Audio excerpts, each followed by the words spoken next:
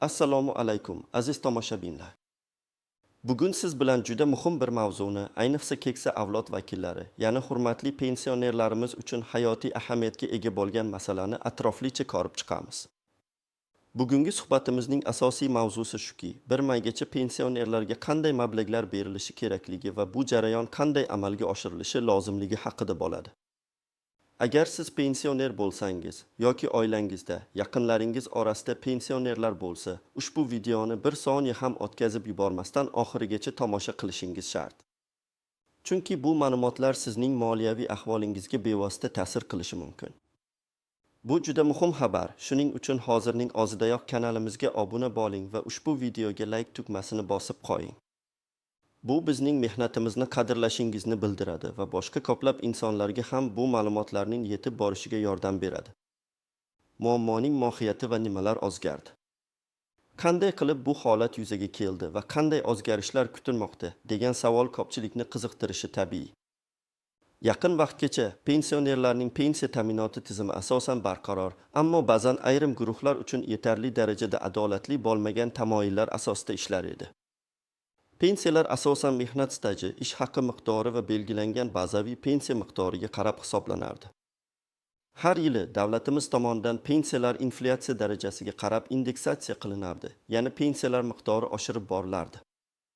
Biroq bu o'sishlar har doim ham barcha pensionerlarning turmush darajasini to'liq qoplashga yetmasdi. Ba'zi hollarda esa ma'lum bir muddatdan keyin qayta hisob-kitob qilish talab etilar edi. Hozirgi kunda esa vaziyat tubdan o'zgarish arafasida.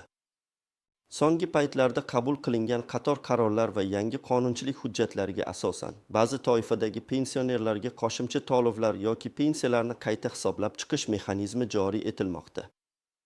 Aynan mana shu o'zgarishlar doirasida bir mayga qadar ma'lum miqdordagi mablag'larning pensionerlarga yetkazilishi belgilab qo'yilgan.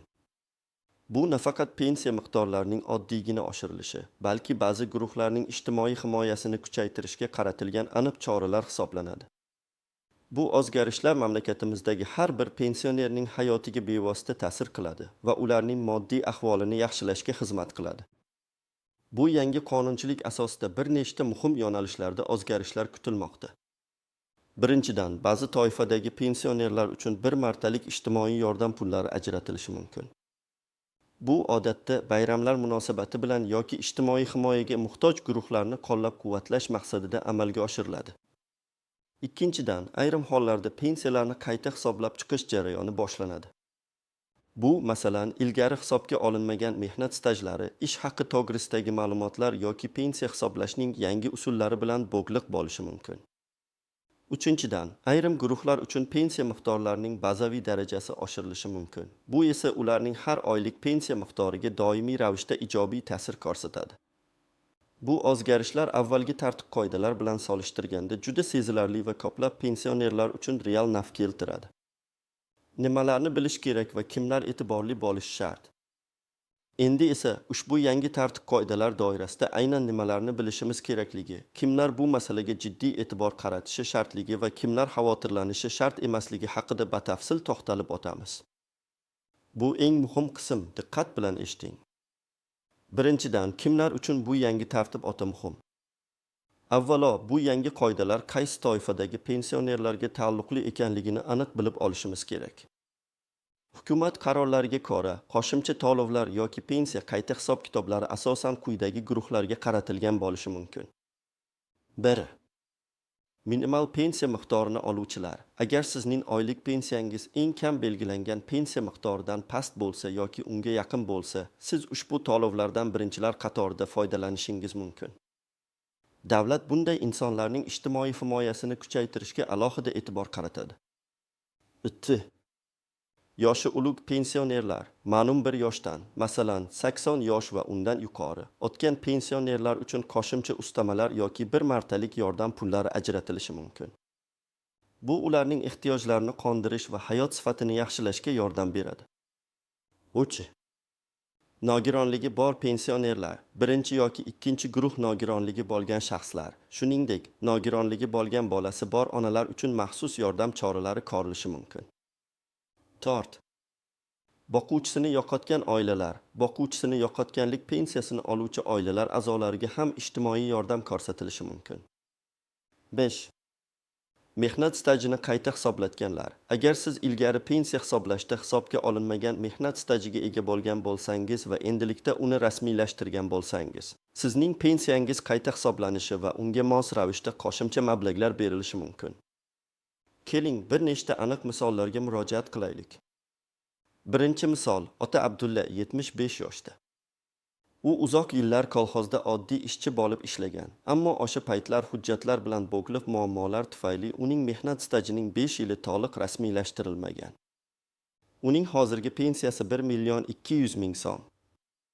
Yangi tartibga ko'ra, u o'zining qo'shimcha mehnat stajini tasdiqlovchi arxiv ma'lumotlarini taqdim etgan va pensiya fondi xodimlari uning pensiyasini qayta hisoblab chiqqan.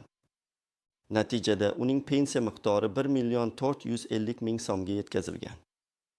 Bir maygacha unga shu vaqtgacha to'lanmagan, ya'ni pensiya qayta hisoblangan sanadan boshlab to bir maygacha bo'lgan davrdagi qo'shimcha 250 ming so'mdan hisoblangan summaning umumiy qismi bir martalik to'lov sifatida berilishi kutilmoqda. Aytaylik, pensiya 3 oydan beri qayta hisoblangan bo'lsa, unga jami 750 ming so'm bir martalik mablag' qo'shimcha tarzda beriladi. Ikkinchi misol, ona Zulxumor 82 yoshda. U yolg'iz yashaydi va uning pensiyasi 1 million 300 ming so'm. Uning o'zi hech qanday ariza bermagan, biroq yangi hukumat qarori bilan yoshi 80 dan oshgan yolg'iz yashayotgan pensionerlarga 500 ming so'm miqdorida bir martalik ijtimoiy yordam puli ajratilishi belgilangan. Bu mablag' uning hisobiga bir maygacha avtomatik tarzda tushishi kerak. Bu yerda e'tibor bering, ona Zulxumor hech qanday hujjat yigishi yoki ariza yozishi shart emas. Tizim avtomatik ravishda uning ma'lumotlarini tekshiradi va to'lovni amalga oshiradi.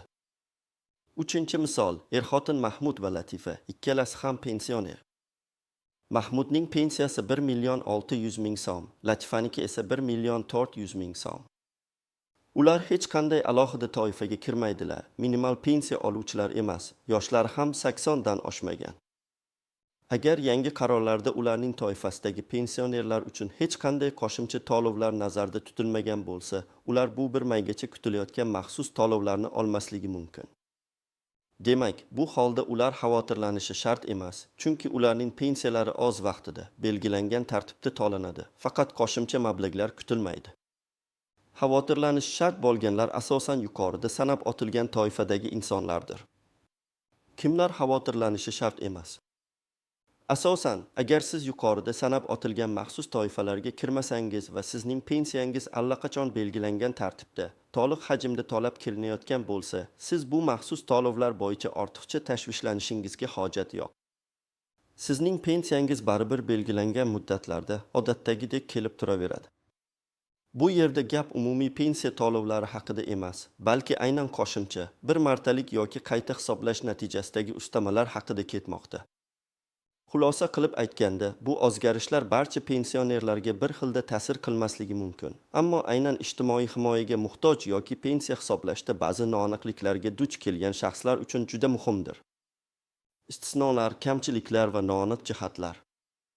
Har qanday yangi qoidada bo'lgani kabi, bu yerda ham istisnolar, ba'zi kamchiliklar va noaniq jihatlar mavjud bo'lishi mumkin. Ularni oldindan bilish va e'tiborga olish juda muhim. Birinchidan, istisnolar. Ba'zi guruhlarga ushbu qo'shimcha to'lovlar yoki qayta hisoblashlar taalluqli bo'lmasligi mumkin. Masalan, agar siz ilgari yuqori lavozimlarda ishlagan bo'lsangiz va maxsus pensiya turi olsangiz, yoki sizning pensiya miqdoringiz belgilangan maksimal chegaradan yuqori bo'lsa, sizga qo'shimcha mablag' ajratilmasligi mumkin.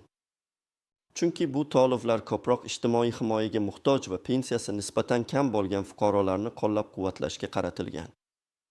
Shuningdek, xorijiy davlatlarda pensiya oluvchi O'zbekiston fuqarolari uchun ham bu qoidalar boshqacha tarzda qo'llanilishi mumkin, chunki ularning pensiya ta'minoti xalqaro shartnomalar asosida tartibga solinadi. Ikkinchidan, kamchiliklar va ehtimoliy qiyinchiliklar. Hujjatlar bilan bog'liq muammolar. Ba'zi pensionerlarning qo'shimcha mehnat stajini tasdiqlovchi hujjatlari to'liq bo'lmasligi yoki arxivda saqlanmay qolishi mumkin. Bu pensiya fondiga murojaat qilganda qiyinchiliklar tug'dirishi mumkin. Masalan, agar qishloqda yashagan 80 yoshli buvijonimizning ko'p yillik kolxoz ishlari haqidagi ma'lumotlar yo'qolib qolgan bo'lsa, bu uning pensiyasini qayta hisoblatishiga to'siq bo'lishi mumkin. Bu holatda sud orqali mehnat stajini tasdiqlash talab etilishi ham mumkin. Bu esa vaqt va mablag' talab qiladi. Axborot yetishmasligi. Ba'zi pensionerlar, ayniqsa chekka hududlarda yashovchilar, bu yangiliklardan xabardor bo'lmasligi mumkin. Bu ularning o'z huquqlaridan foydalana olmasligiga olib kelishi mumkin. Shuning uchun bu ma'lumotlarni tarqatishda yordamingiz muhim. Videoni maksimal darajada ulashishni unutmang. Va texnik nosozliklar. To'lovlarni amalga oshirishda texnik nosozliklar yuzaga kelishi, bank hisob varaqlariga pul kechiktirib tushishi yoki noto'g'ri ma'lumotlar sababli to'lovlar amalga oshirilmasligi kabi holatlar ham uchrab turadi. Masalan, pensiya oluvchining bank kartasi ma'lumotlari eski bo'lsa yoki noto'g'ri kiritilgan bo'lsa, pul to'g'ri manzilga yetib bormasligi mumkin.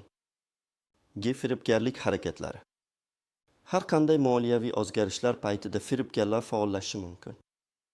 Sizga telefon qilib, o'zlarini pensiya fondi xodimi deb tanishtirib, karta ma'lumotlaringizni so'rashlari mumkin. Hech qachon o'zining bank karta raqami, paroli yoki bir martalik kodlarni begona shaxslarga bermang. Pensiya fondi yoki bank xodimlari hech qachon telefon orqali bunday ma'lumotlarni so'ramaydi. 3-dan, noaniq jihatlar. Qabul qilish muddati. Bir maygacha to'lovlar amalga oshirilishi kerak bo'lsa-da, ba'zi holatlarda bu muddat uzayishi mumkin.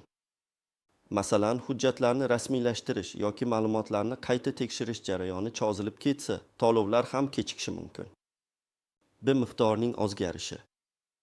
Hukumat qarorlarida belgilangan miqdorlar umumiy ko'rsatkich bo'lishi mumkin, ammo har bir alohida holatda to'lov miqdori shaxsiy ma'lumotlarga qarab o'zgarishi mumkin. Masalan, kimdir 500 ming so'm bir martalik yordam olsa, kimdir pensiyasi qayta hisoblanganligi sababli undan kamroq yoki ko'proq summa olishi mumkin. Avtomatik to'lovlar. Ba'zi toifadagi to'lovlar avtomatik tarzda amalga oshiriladi, ya'ni pensionerning hech qanday harakatiga hojat qolmaydi. Ammo boshqa holatlarda, masalan, ilgari hisobga olinmagan mehnat stajini tasdiqlash uchun shaxsan murojaat qilish talab etiladi. Kim uchun avtomatik, kim uchun ariza bilan ekanligini aniq bilish juda muhim. Amaliy maslahatlar, nima qilish kerak? Endi esa ushbu jarayonda siz nimalarni qilishingiz kerakligi, qayerga murojaat qilishingiz lozimligi va qanday hujjatlar kerak bo'lishi mumkinligi haqida aniq va amaliy maslahatlar beraman. 1. Qaror va qonunlarni o'rganing. Avvalo, ushbu qo'shimcha to'lovlar va pensiya qayta hisoblashlariga oid prezident farmonlari, hukumat qarorlari va tegishli qonun hujjatlarining matni bilan tanishing. Rasmiy manbalardan, masalan, huquqiy axborot portalidan, Lev.uz yoki pensiya jamg'armasining rasmiy saytidan ma'lumotlarni oling. Bu hujjatlarda aynan qaysi toifadagi shaxslarga, qancha miqdorda va qaysi muddatda to'lovlar amalga oshirilishi aniq ko'rsatilgan bo'ladi. Bilimli bo'lish sizni ortiqcha sarsongarchilikdan va noto'g'ri ma'lumotlardan himoya qiladi. 2.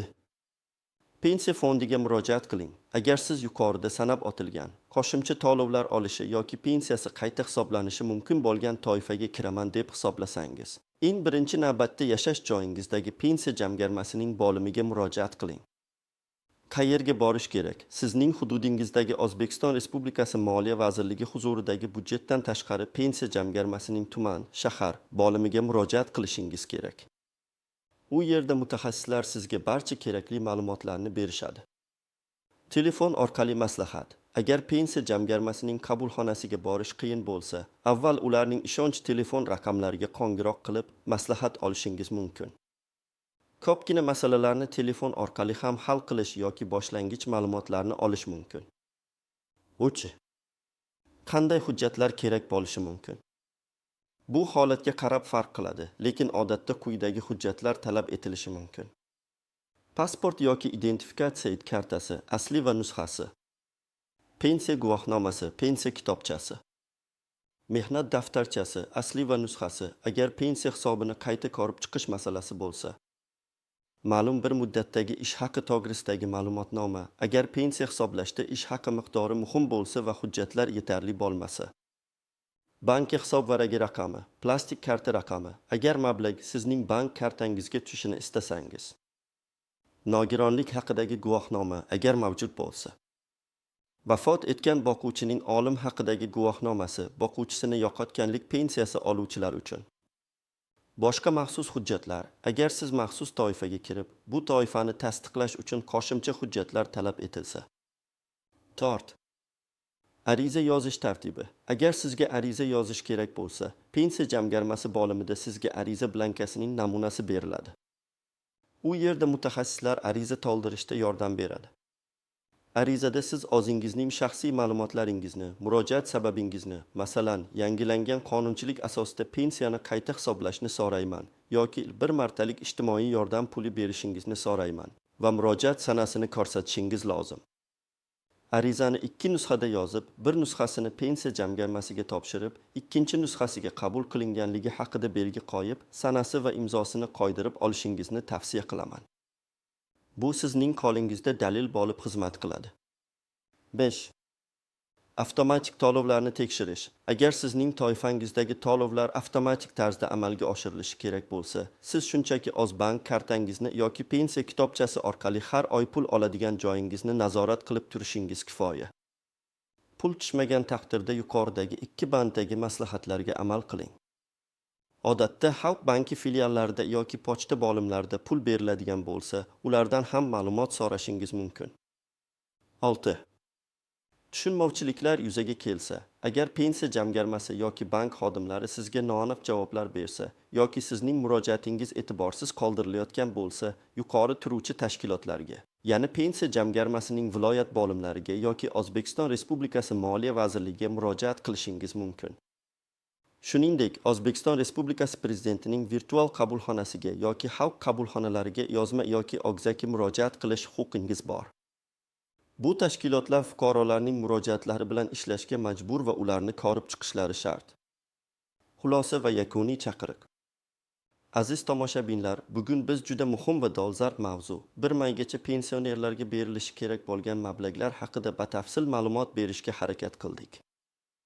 Esingizda bo'lsin, bu qo'shimcha to'lovlar va pensiya qayta hisoblashlari asosan ma'lum toifadagi pensionerlarning ijtimoiy himoyasini kuchaytirishga qaratilgan. Kimdir avtomatik tarzda oladi, kimdir esa buning uchun tegishli idoralarga murojaat qilishi shart bo'ladi. Eng muhimi, xabardor bo'lish, o'z huquqlarini bilish va zarur choralarni ko'rishdan aslo chekinmaslik. Umid qilamanki, ushbu video siz uchun foydali bo'ldi va ko'plab savollaringizga javob topdingiz. Agar sizningcha ushbu videoda yetarlicha ma'lumot berilmagan yoki sizda qo'shimcha savollar paydo bo'lgan bo'lsa, iltimos, o'z fikr-mulohazalaringizni va savollaringizni izohlarda yozib qoldiring. Har bir izohga e'tibor qaratamiz va imkon qadar javob berishga harakat qilamiz. Sizning savollaringiz boshqa insonlarga ham yordam berishi mumkin. Videoni shu yerda tugatmaymiz, balki eng muhim chaqiriq bilan yakunlaymiz. Bu videoni o'zingizning oilangizdagi, mahallangizdagi va tanishlaringiz orasidagi barcha pensionerlarga yuboring. Kim biladi, ehtimol bu ma'lumotlar kimningdir hayotini biroz bo'lsa ham yengillashtirishga yordam beradi. Bu muhim xabarni tarqatishda bizga yordam bering. Kanalimizga obuna bo'lmagan bo'lsangiz, albatta obuna bo'ling va videoga like bosing. Bu bizni yangi va foydali ma'lumotlarni tayyorlashga undaydi.